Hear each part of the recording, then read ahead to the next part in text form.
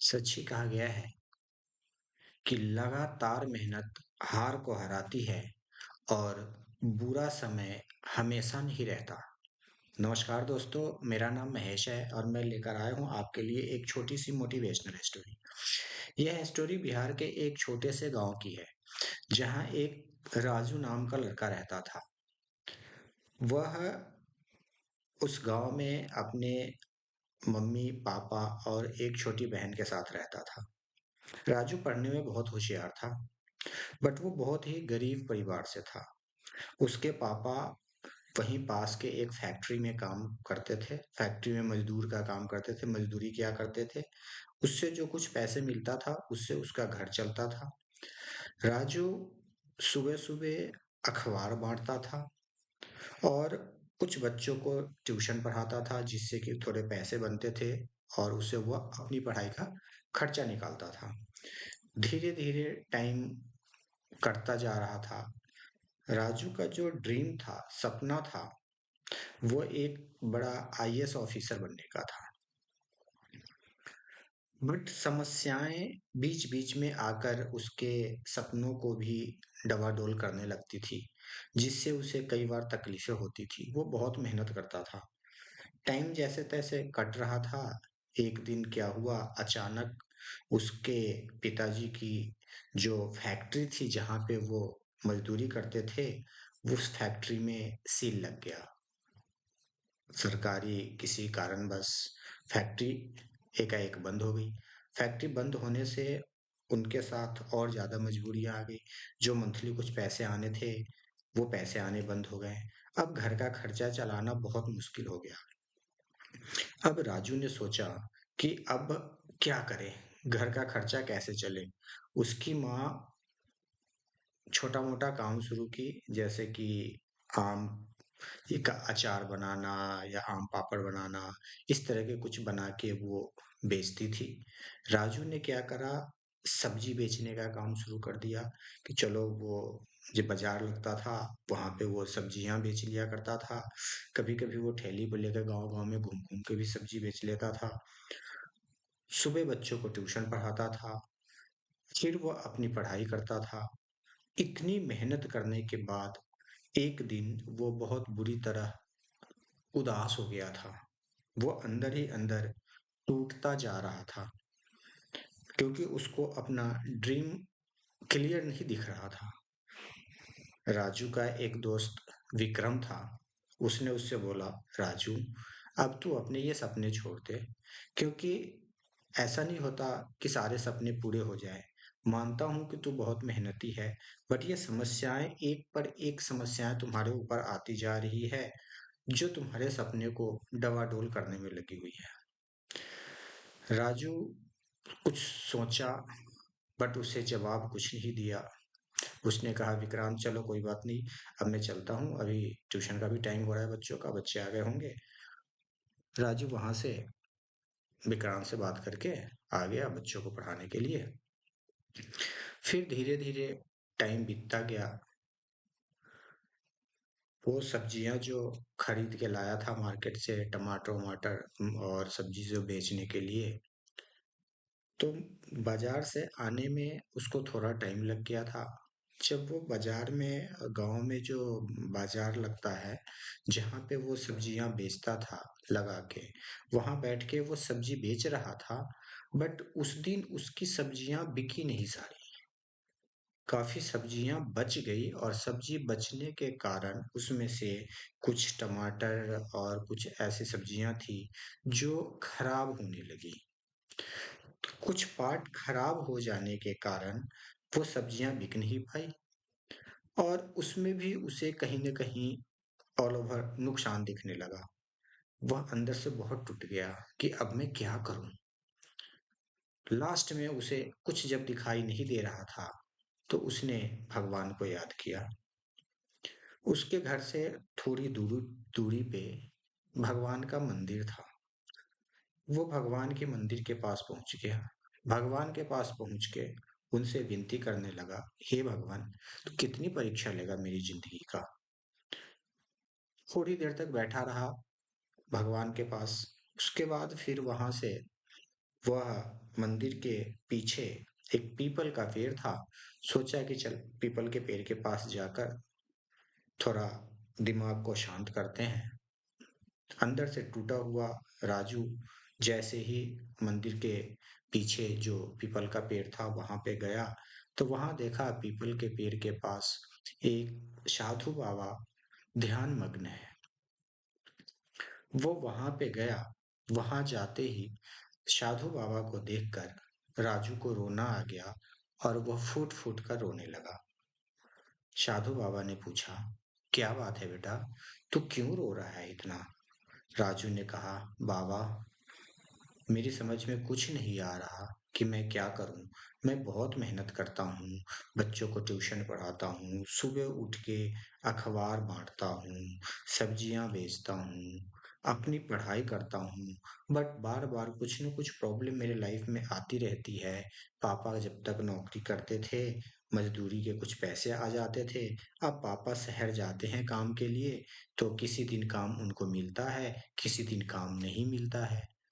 तो मेरे साथ इतनी समस्याएं क्यों आती जा रही है? आप कुछ उपाय बताएं कि क्या मेरी मेहनत में कोई कमी है? साधु बाबा ने उनकी सभी बातें ध्यान से सुनी। वो बहुत बुजुर्ग थे, 100 साल से ऊपर के थे साधु बाबा। वो सन्यासी थे। उन्होंने आंख बंद किया और राजू से कहा, बेटा, एक काम करेगा? राजू ने कहा, हाँ बाबा, मैं आपका काम करूंगा। आप बताओ क्या करना है मुझे? साधु ने कहा, कोई भी किंतु परंतु नहीं करना, जो बोलूं चुपचाप करना। उसने बोला, हाँ बाबा बताइए। बाबा ने कहा, वो दूर तुम्हें आम का पेड़ दिखाई दे रहा है, जो पुराना आम का पेड़ है? राजू ने कहा, हाँ बाबा। तो कह रहे कि तू उस पेड़ के पास जा और उस पेड़ पे एक चिड़िया घोंसला लगा रही है, अपना घोंसला बना रही है।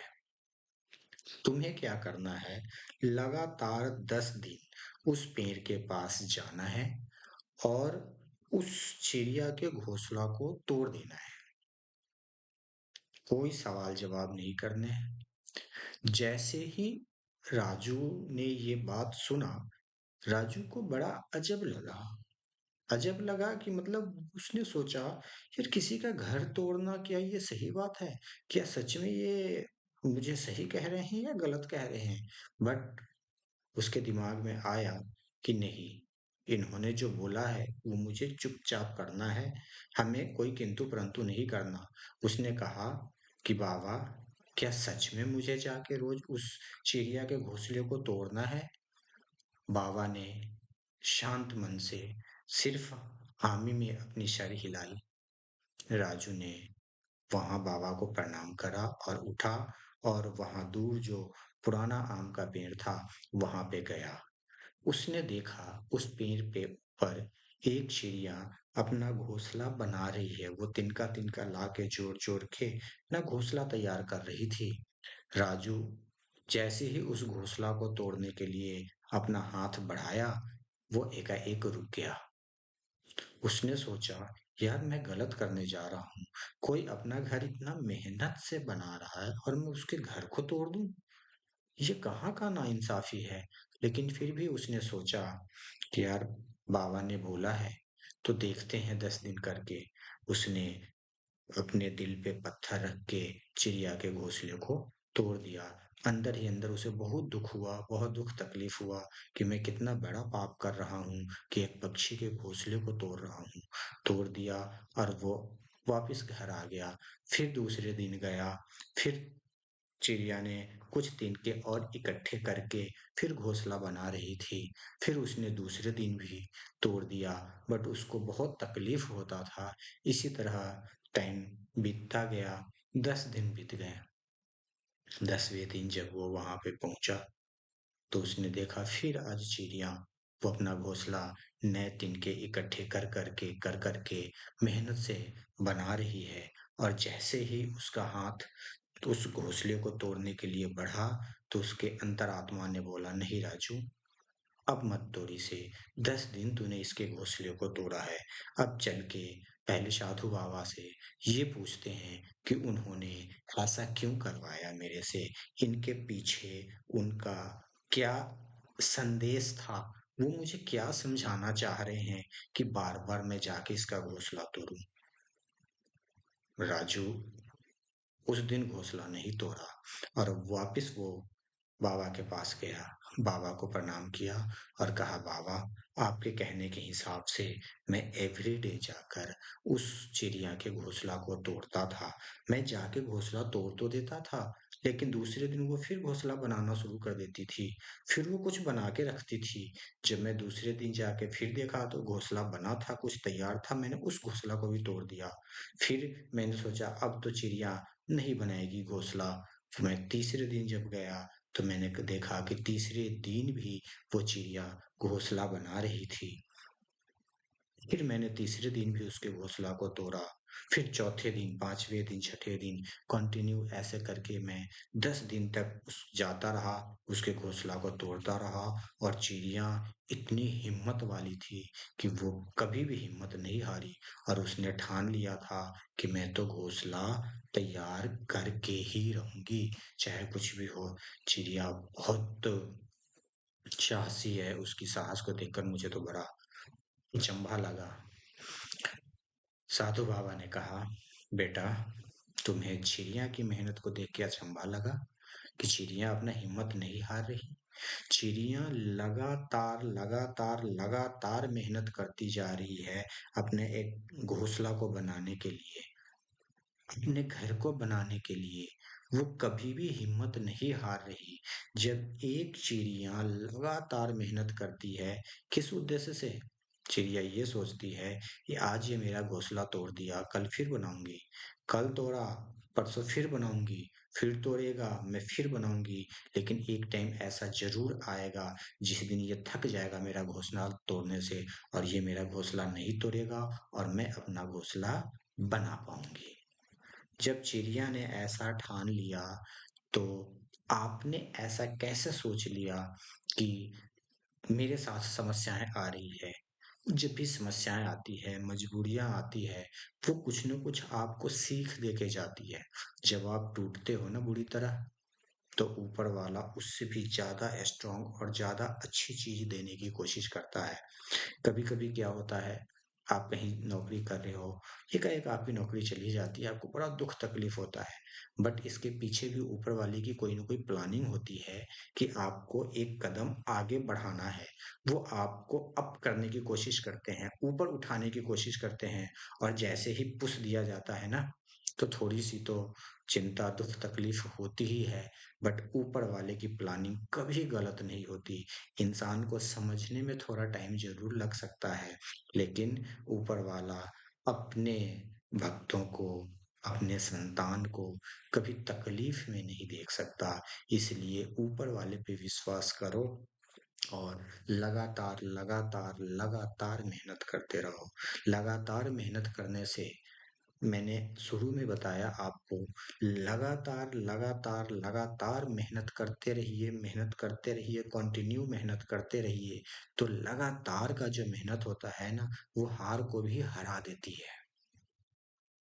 जब वो हार को भी हरा देगी, तो बचेगा क्या? सफलता। और सफलता एक न एक दिन ज़रूर मिलती है और बुरा समय हमेशा नहीं रहता। बुरा समय भी टल जाता है, कभी भी बुरा समय हमेशा नहीं रहता। दोस्तों, इस छोटी-सी स्टोरी से मैं आपको ये समझाने की कोशिश कर रहा हूँ, लाइफ में समस्याएँ बहुत आती हैं, तकलीफ़ें बहुत आती हैं, बट उस तकलीफ़ से घबराना नहीं कभी भी।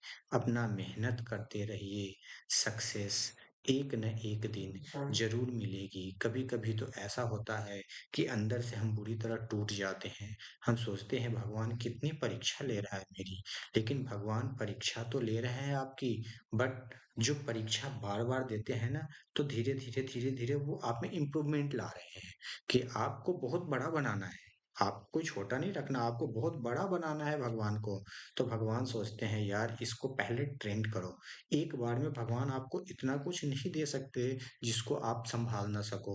पहले वो सँभालने के लिए आपको ट्रेंड करवाते हैं, आपको परफेक्ट करते हैं कि आप उस योग्य बन गए हो, तब वो आपको सब कुछ देगा। Thank you.